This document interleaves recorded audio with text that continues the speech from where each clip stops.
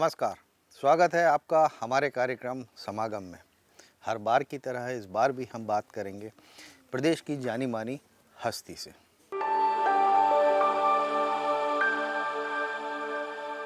आज के हमारे कार्यक्रम के मेहमान हैं पीटीआरआई डीजी श्री जी जनार्दन जी।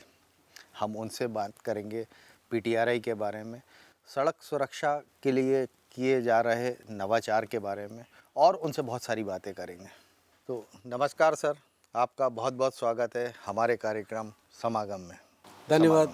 भोपाल में आपकी बहुत कम पोस्टिंग रही है। आप भोपाल के आसपास कई क्षेत्रों में रहे होंगे क्योंकि आपका मध्य प्रदेश कैडर में आप हैं।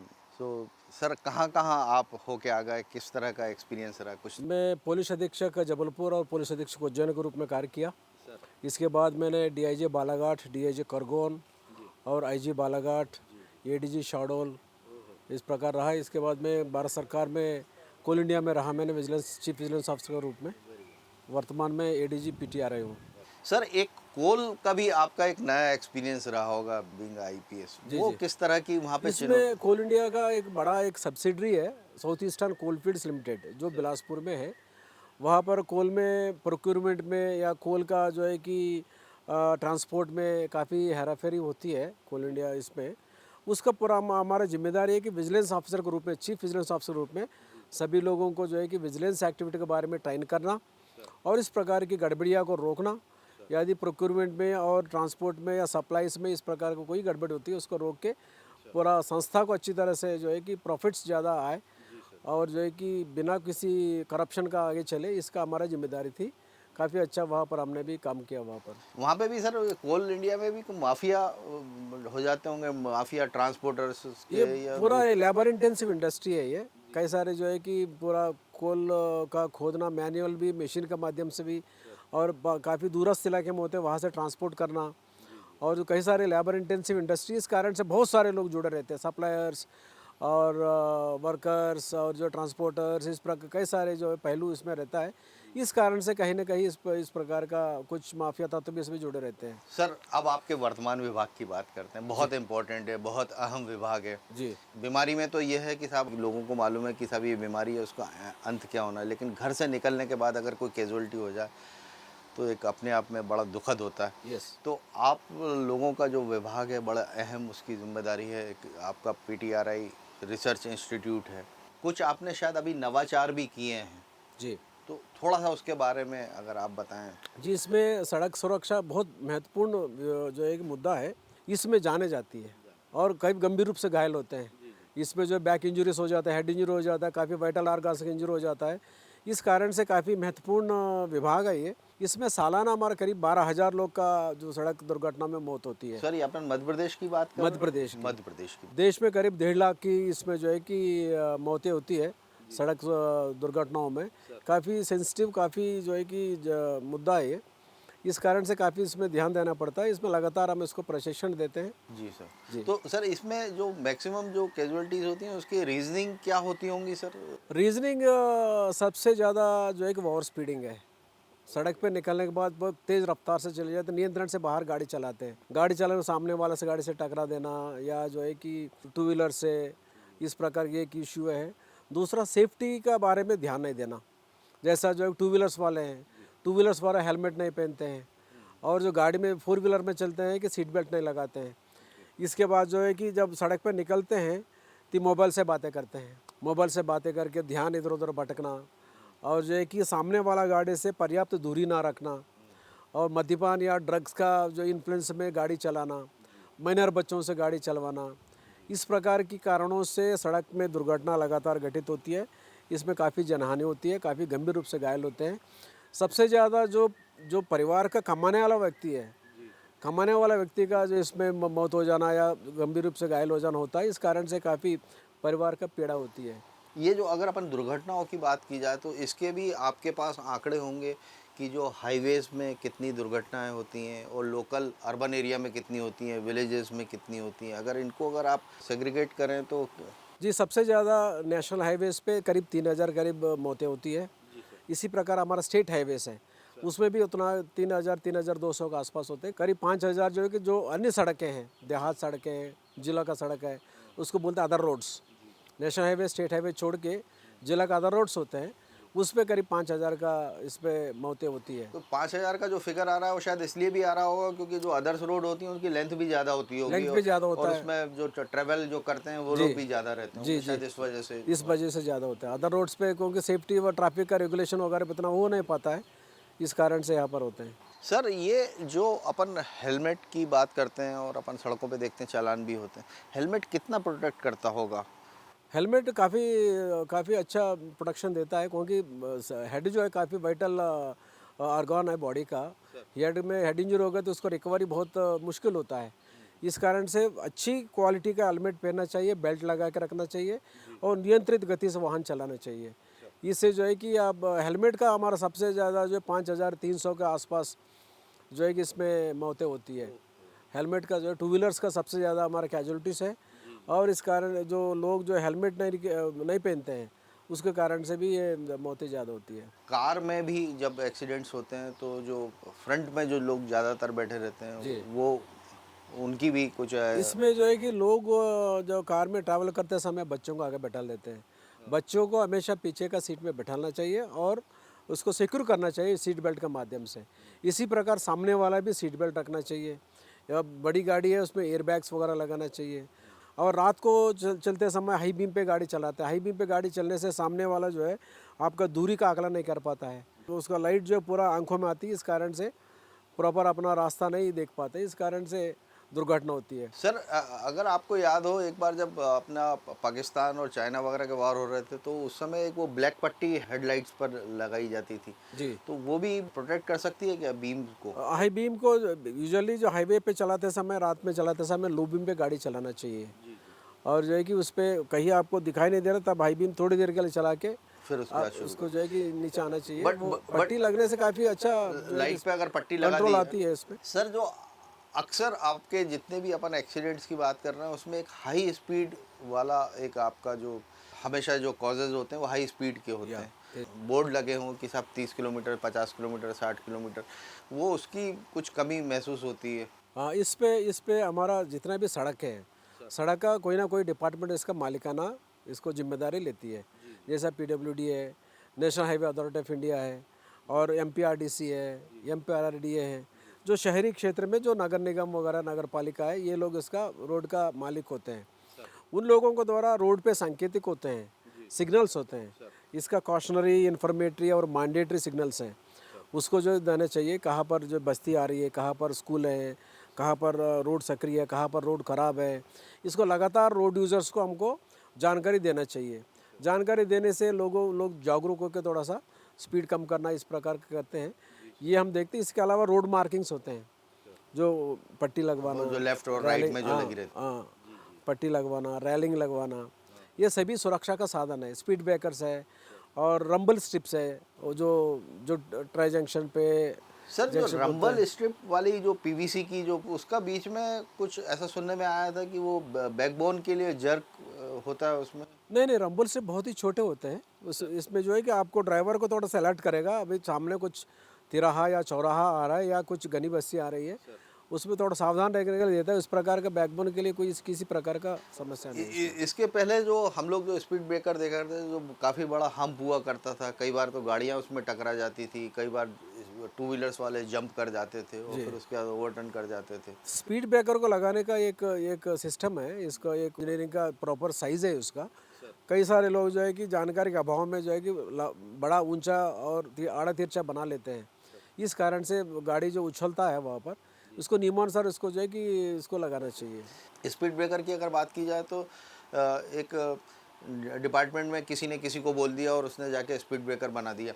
लेकिन अगर बात की जाए फ्लाईओवर्स की, ओवर ब्रिजेस की बात की जाए तो वहाँ इतनी बड़ी मेजर गलतियाँ कैसे हो जाती हैं? जैसे भोपाल में सावरकर का जो बना हुआ है, एक जो एक्सीडेंट जोन बन गया, प्रोन एरिया बन गया, बल्कि अभी एक जो नया सुभाष नगर का बना हुआ है वो भी ब्लाइंड टर्न्स भी आ रहे हैं और इधर से भी कोई हो रहा है, तो 1 to 1 सामने आमने सामने की भी भिड़ने के बहुत सारे चांसेस। यस, आपने बिल्कुल सही पॉइंट पकड़े हैं। इसमें कई सारे इंजीनियरिंग डिफेक्ट्स होते हैं, जो यूजुअली रोड का जो है कि सैंक्शन होने के बाद किसी जो कॉन्ट्रैक्टर को ये लोग कॉन्ट्रैक्ट दे देते हैं।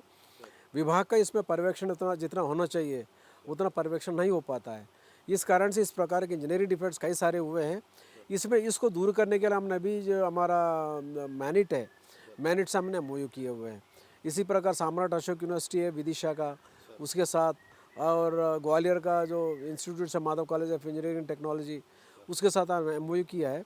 इससे जितना भी इंजीनियरिंग डिफेक्ट्स है उसको आकलन करके जितना भी रोड ओनिंग एजेंसीज है, PWD, national highway authority of India, state highway authority है, MPRDC है, MPRRD है, इस सभी विभागों का इंजीनियर्स को बुला के हम उसको लगातार उसका ट्रेनिंग कर रहा है। आज की तारीख में कोई भी जैसे एक रोड का कंस्ट्रक्शन होता है जी तो एक वो एनवायरनमेंट क्लियरेंस होता है, जी बिल्डिंग का होता है, एनवायरनमेंट क्लियरेंस होता है। Yes. लेकिन जब आपके इतने बड़ा बड़ा फ्लाईओवर्स बन जाते हैं, ब्रिजेस बन जाते हैं, तो क्या ये आप लोगों से NOC उनको नहीं लेनी चाहिए? अगर आप NOC देंगे तो ऑब्वियसली आप उसको माइन्यूटली चेक करेंगे, उसकी इंजीनियरिंग को चेक करेंगे और उसके बाद आप अप्रूवल देंगे, तो ये डिफेक्ट कभी हो ही नहीं जी, पाएगा। इसमें जो ये जो सभी जो आपने पॉइंट बताया है, हमारे अलावा जितने भी इंजीनियर्स हैं इसमें जो रोड ओनिंग एजेंसी उसको खुद सक्षम है, इसको हैंडल करने का सक्षम है, लेकिन पर्याप्त ध्यान ये लोग जो है दे नहीं पाते हैं। और हमें भी जो है कि बुलाने से हम भी बता देंगे कहाँ पर जो है कि कर्व कितना होना चाहिए, या जो है कि क्या क्या सावधानी वहाँ पर चौक पे या हाईवे पे या ओवर ब्रिड्ज पे लगाना चाहिए, हम भी इसको बता सकते हैं। लेकिन जो विभाग में जो इंजीनियर्स हैं वो सक्षम है इसको हैंडल करने के लिए। सर सक्षम है, लेकिन फिर भी इतनी गलतियां कैसे हो जाती हैं? बहुत गलतियां होती हैं। बहुत गलती। अभी तो देखिए हम भोपाल की बात कर रहे हैं, इस तरह से अगर मध्य प्रदेश की बात की जाएगी तो मध्य प्रदेश में ऐसे और कई एक्सीडेंट प्रोन एरिया बने होंगे। जी जी जी, इसमें जो है कि उसको दूर करने के लिए हम एक ब्लैक स्पॉट, एक कॉन्सेप्ट है गवर्नमेंट ऑफ इंडिया द्वारा, मिनिस्ट्री ऑफ रोड ट्रांसपोर्ट द्वारा ब्लैक स्पॉट का कॉन्सेप्ट लाया है। इसमें जो है किसी भी जगह पे लगातार दुर्घटना घटित हो रही है, जैसा किसी जगह पे 10 लोग का मौत हो गया जो है कि 500 मीटर के परिधि में, या 5 गंभीर घटना हो गया, उसको हम ब्लैक स्पॉट चिन्हित करते हैं। इसको करके उसको पूरा माइन्यूटली उसको ऑब्जर्व करते हैं, क्या क्या इसमें गलतियां हैं, क्या इंजीनियरिंग डिफेक्ट्स हैं, कहाँ कहाँ पर इसको दुरुस्त करना चाहिए। फिर संबंधित विभाग को बुला के उसको बताते हैं, उसको डाटा देते हैं, भाई यहाँ पर इतना घटना घटित हुए हैं, इतना लोगों के जाने गई है, इतना लोगों के गंभीर रूप से घायल हुए हैं, इसका ये चीज़ें आपको दुरुस्त करना है। एक बहुत अच्छी आपकी पहल हमने देखी थी सर, सीहोर का जो जंक्शन है जहाँ गणेश मंदिर की तरफ जाते हैं, इधर भोपाल की तरफ आते हैं, वो जो जंक्शन है ट्रेंगल है, उसके ऊपर आपने एक्सीडेंटल व्हीकल्स रख रखी थी। जी जी जी, उस व्हीकल को देखने के बाद करीब 1 आध घंटे तो असर रहता है सर कि गाड़ी धीरे से चला लीजिए। जी जी, उसमें हमको लोगों को जागरूक करने की एक तरीका है। इसमें जो है कि सीहोर रोड में काफ़ी सारे दुर्घटना होते हैं, जैसा कुछ हमारा पॉकेट्स हैं, जैसा बड़वानी है, सिवनी है, छिंदवाड़ा है, रीवा है, और ये सीहोर है, सागर का रोड है, ये सभी हमारा जो है कि अक्सर ज़्यादा दुर्घटना होने वाला क्षेत्र है। वहाँ पर लोगों को, वहाँ पर पहले कितना गंभीर घटना हुए हैं, लोगों को जागरूक करने के, लोगों की आंखें खोलने के लिए हम जो है इस प्रकार की कुछ जगह पर जो पूर्व में क्षतिग्रस्त वाहन है उसको वहाँ पर डिस्प्ले करके लोगों को जागरूक करते हैं, अलर्ट करते हैं। सर एक जो आपका हेलमेट के लिए आप लोग अक्सर चालानी कार्रवाई करते हैं, तो इसी तरह से हाई स्पीड के लिए भी सर क्या इक्विपमेंट्स की कमी है या क्या वजह है कि हाई स्पीड के लिए हेलमेट का भी हम उसको जो है कि चालानी कार्रवाई करते हैं। हाई स्पीड का भी हमारे पास इक्विपमेंट है। अभी हमने सभी जिलों में एक इंटरसेप्टर व्हीकल हमने प्रोक्योर किया है। सर इंटरसेप्टर व्हीकल ले जाके वहाँ पर सड़क पे रखते हैं, वहाँ पर जैसा वो इंटरसेप्टर व्हीकल जो है कि स्पीड को नाप लेता है, जो निर्धारित स्पीड पे जा रही की गाड़ी या एक्सेस जा रही है उसके पे रोक के हम उसको चालान करते हैं। इसी प्रकार स्पीड लेजर गन्स है, वो भी इसी प्रकार स्पीड को मेजर करती है, मेजर करके उसको जो हम चालान करते हैं। यहाँ एक हम सर छोटा सा ब्रेक लेते हैं।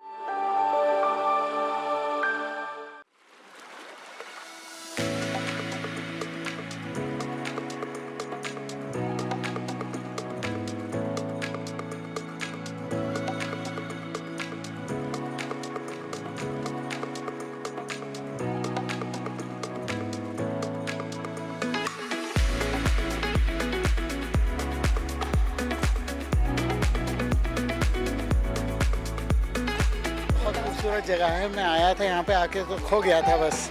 मैंने कहा यहीं करेंगे हम ये इवेंट।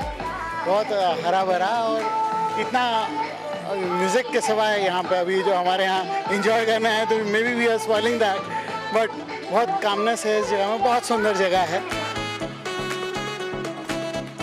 एनर्जेटिक लगा। ये जगह भी बहुत अच्छी लगी। यहाँ का खाना बहुत अच्छा है, यहाँ का वेदर बहुत अच्छा है, everything is good.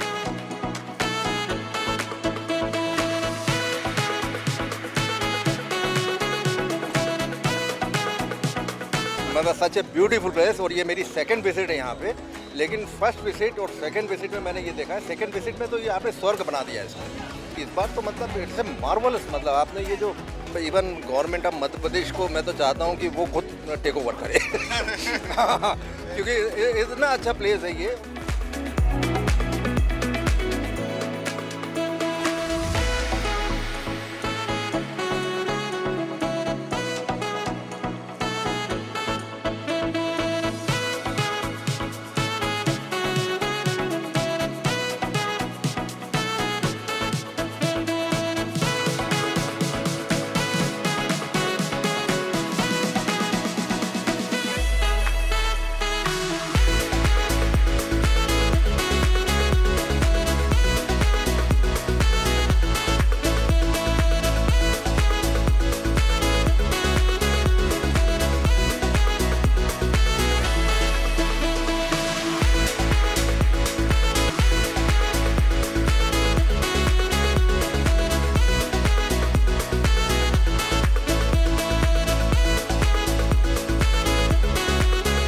Species of bird that I saw in my whole life. I didn't saw that, and it was a good experience for me.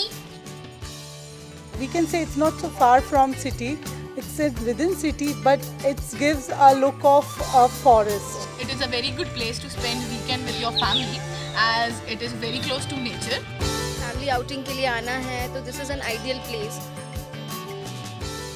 If you want to enjoy here, have a calm, quiet time to yourself, this is the best place to be. Absolute fantastic, very good hospitality. This place is very good. I enjoyed very much and ambience बहुत अच्छा है, environment बहुत अच्छा है. ठंड थी तो the bonfire और food, fab food, awesome food and जगह बहुत अच्छी है. मतलब जा जाके एक adventurous हो जाता है कि आप अंधेरे में adventure कर रहे हो. That's very good.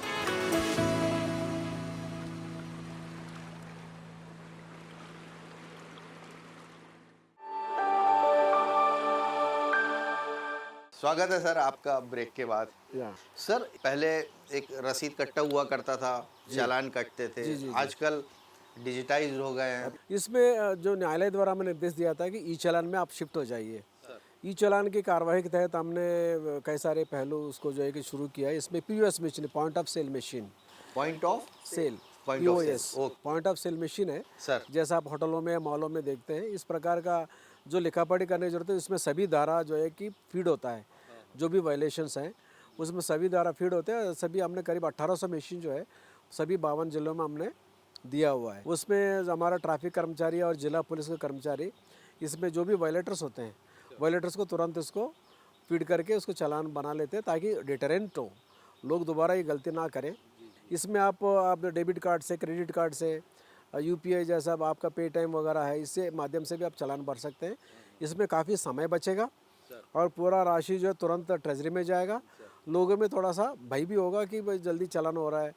अदरवाइज़ पहले हमारे कर्मचारी वहाँ पर कोने में खड़े रहते हैं, फिर लिखा पढ़ी शुरू करते हैं, इस बीच में बहुत सारे लोग निकल जाते हैं। उसको रोकने के लिए हमने ये सिस्टम, ई चालान का सिस्टम शुरू किया है। काफ़ी अच्छे ये कार्रवाई चल रही है। अभी हमने हाई स्पीड की बात की, हेलमेट की बात की, अब आपका ट्रैफिक भी आपका डिपार्टमेंट है, तो अपार्ट फ्रॉम द एक्सीडेंट्स और दुर्घटना और उसके प्रिकॉशन से हटकर अगर हम बात करें कि आज की तारीख में एक बहुत बड़ा चैलेंज है सर, हाईवेज़ पर और दूसरी जगहों पे जो गाय जो रोड पर आ जाती हैं, और इनवेरेबली प्रदेश में क्या देश में हर 6-7 किलोमीटर पे कोई ना कोई गांव रहता है, तो गाय अपनी स्पेशली बरसात में आके बैठ जाती हैं। जी। तो इसके ऊपर सर क्या रिसर्च की जा सकती है कि इससे कैसे निजात मिल सकता है? जो संबंधित पुलिस स्टेशन के माध्यम से या ट्रैफिक थाना का माध्यम से किसी ने वो जो स्थानीय शासन को सूचित करते हैं, वहाँ पर कांजी हाउस में जमा करने के लिए गाड़ी होते हैं, उसमें आवारा पशुओं को लोड करके ले जाके उस कांजी हाउस में जमा करते हैं।